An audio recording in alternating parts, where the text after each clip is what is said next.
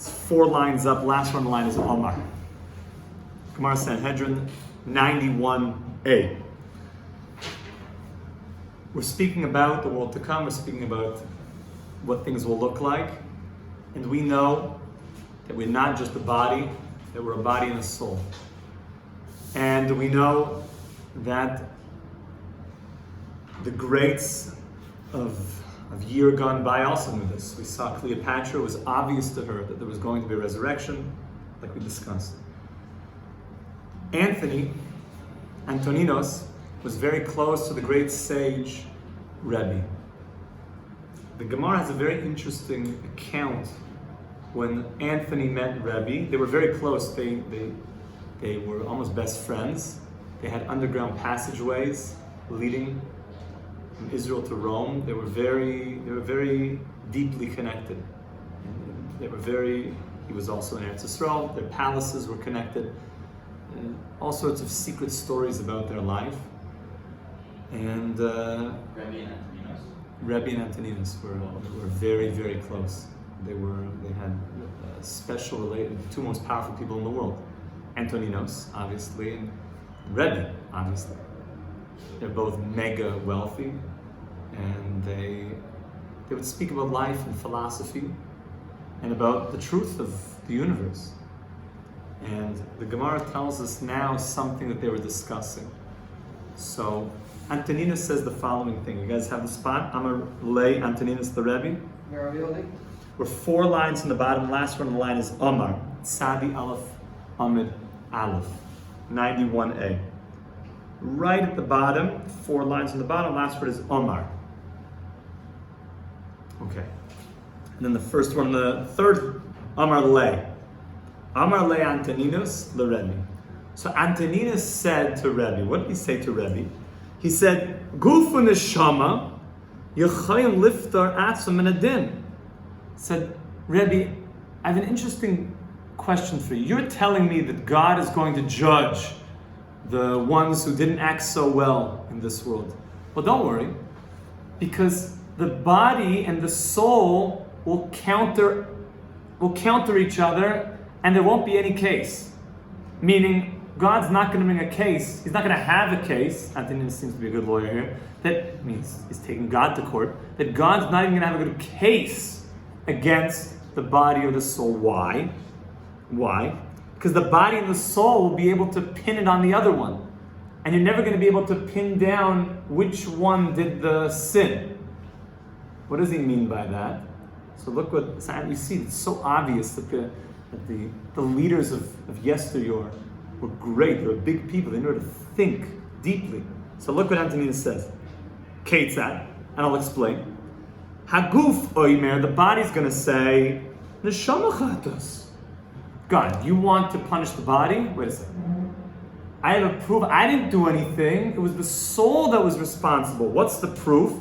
Shemiyoim sheper shememeni hareni mutul ke'evan daimim bekover. Because from the day that the soul left me, I've just been lying here on the earth. I haven't done anything. Look at me. The body's going to say it was the, and never must be that the soul was the culprit, because from the time the soul left me, I haven't been done, no affairs for me. I'm just playing it cool. Look, here's the proof. I haven't moved. I didn't go do any murder. I didn't go do any a list of things that I shouldn't be doing. I didn't do anything wrong. I never broke Shabbos. I'm just playing it cool. That's a fascinating point. So the body is going to be able to say to God, "It's not me, it's the soul." So now what's the rebuttal from the soul? Uneshama oimeris. Notice the soul is in the feminine. Uneshama oimeris. The soul is going to say, "Guf chata." The body was the one that did the sins. What's the proof? What do you mean? The body just said, "I haven't done anything since the soul left me." So what's the soul going to respond? He's flipping the argument back to the body.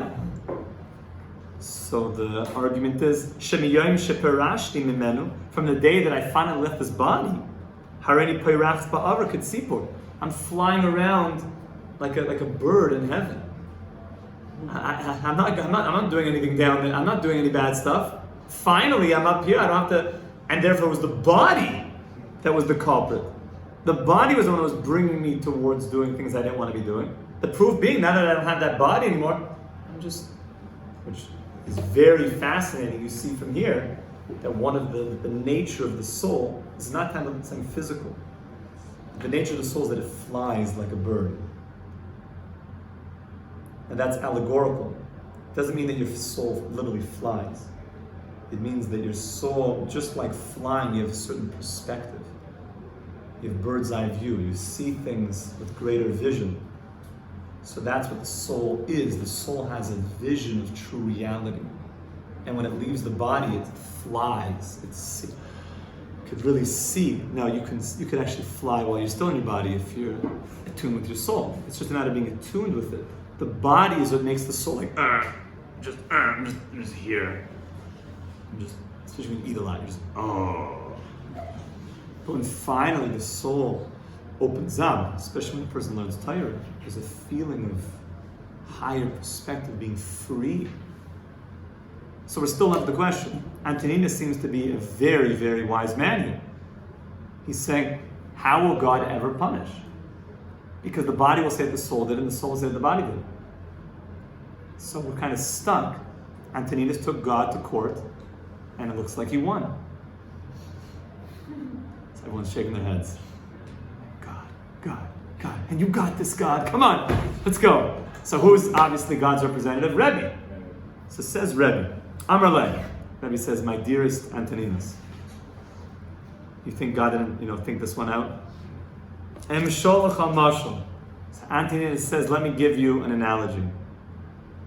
Lamad avredoima, to what this can be compared to.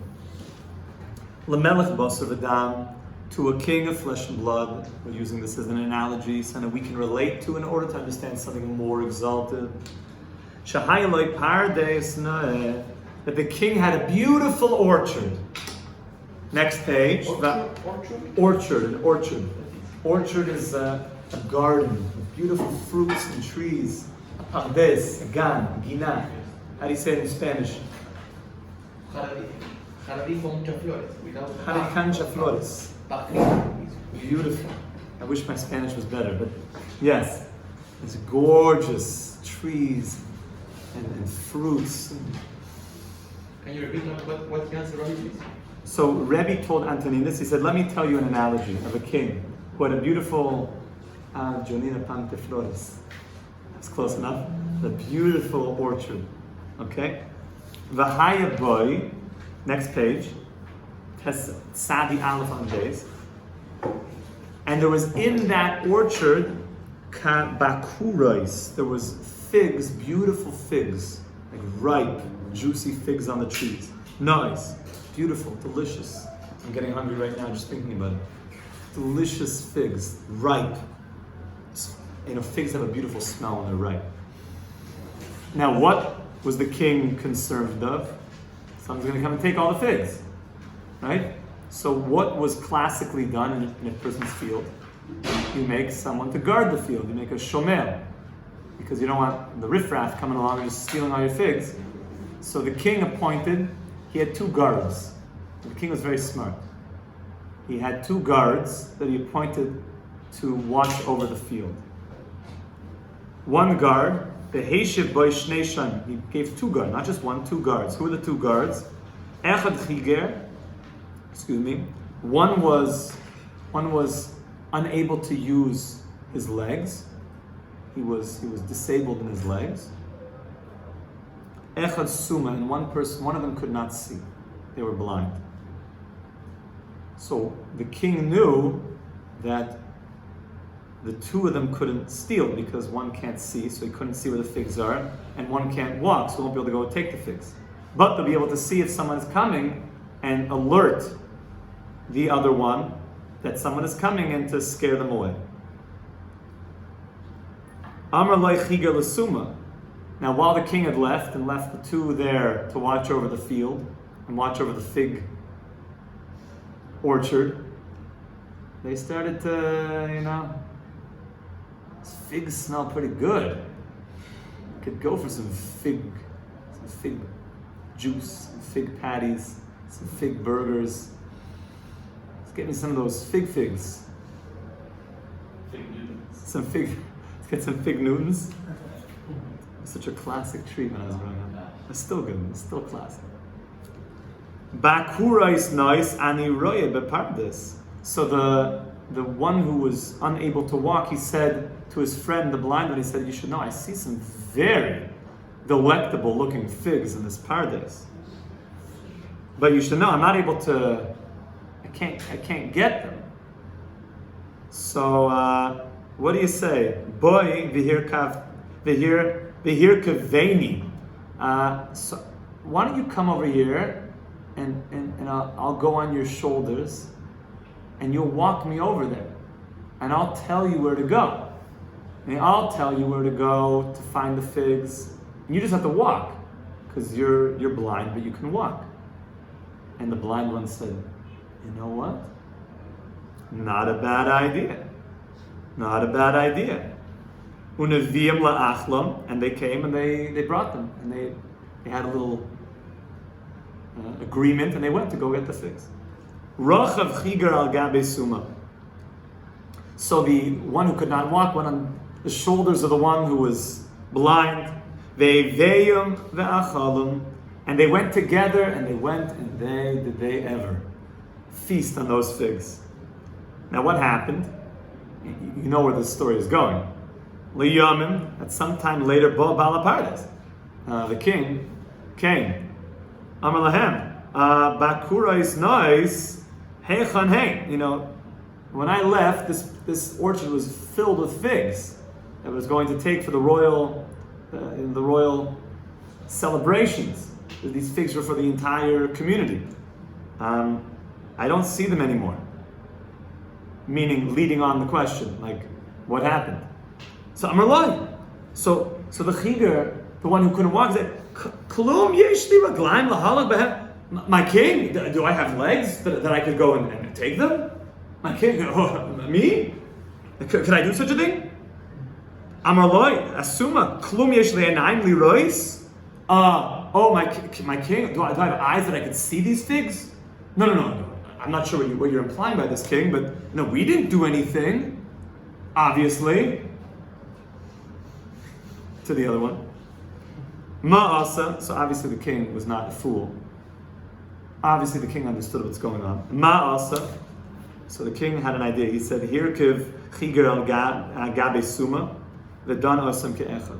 The king took the one who couldn't walk and he put him on the shoulders of the blind one. And he said, "You're right. Individually, I can't judge you, but together, I can judge you, and I'm going to judge you together as one."